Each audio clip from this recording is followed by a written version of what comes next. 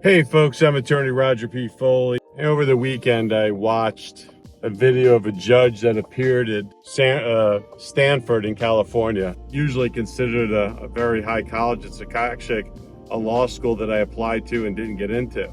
So basically there was this judge, and the judge had decided not to recognize a person with their personal pronoun. And today I go into the courthouse, and it's finally really filtering in. I walk into a courtroom, and first thing I notice is a guy who's got a black beard.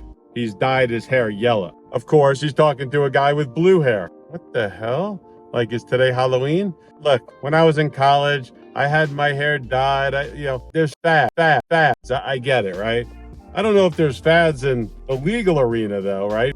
I get it if you're a musician. I get it if you're a boxer, right? Athletic sports. I don't really see any rhyme or reason to allow it in a courtroom. I'm not the judge. We're supposed to be holding ourselves at a higher level, right? Then a woman gets up and she is represented by the public defender. She's asking if her advocate can stand next to her because she's scared of her attorney. Clearly there's mental health issues, and there had been a motion filed for competency, and I get it. And the judge is trying to handle it, in a politically correct manner. Just a bunch of sort of odd things. And I get it. There's some bad attorneys, and to start to say that you're frightened by who's standing next to you and asking that your advocate, that has nothing to do with anything really, stand next to her. She's standing right behind her, like at her shoulder here. Then I watched the guy with the blue hair start yelling at one of his clients. If you know the case number, then I'll talk.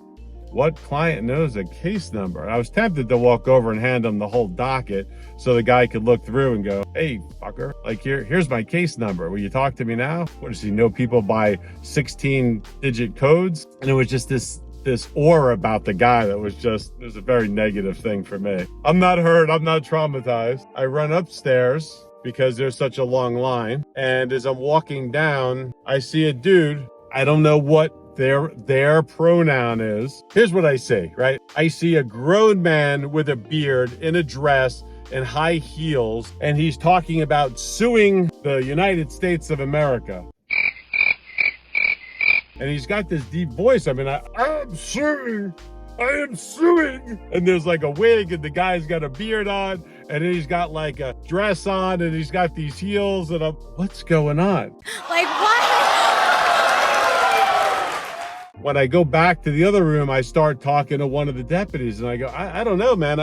The world's just changing quickly, like really quick. And he goes, yeah, I know. He was telling me, he's like, look, I've been doing this for so many years, and I know how the courtroom works. And then you get the young people that just get out of college, and they get the job where they're in a higher position. And then he goes, it's just pure chaos. I don't know what colleges are pumping out, but I could tell you, walking through the courthouse today, it was a circus. There's no other way. I know, right? So now do the counter argument. Like, what does someone's hair have to do with their ability? If someone, walks over to me and they're an attorney and they have like streaks of blue hair, or if they're wearing a dress and they're a guy, or I don't know, it's like there's a break in what am I focused on more, their argument or their appearance? Or I've seen attorneys with, nose rings and lip rings, and I just don't think it's appropriate. But, who am I? I'm just a guy. I'm watching that woman have the breakdown. The judge sat and talked to this lady for, I don't know, like 15 minutes going, well, ma'am, I can't discharge your attorney because a motion for competency has been filed. And what if I don't go and get tested? Case law says that I can issue a pickup order and I can have you brought to jail and then make sure that the order is complied with. So please, go. When I saw the blue-haired guy, he kind of snapped at the client that he represents. Give me a case number, not a name. And I'm like, what the hell? Yeah. Don't think that it takes anything other than passing a test to become an attorney these days. It's really changing. It's sad to say, because I don't think there's any of these things on a bar exam, but maybe there should be. Anyway, I'm attorney Roger P. Foley. I'm rambling about the circus at the courthouse. Peace.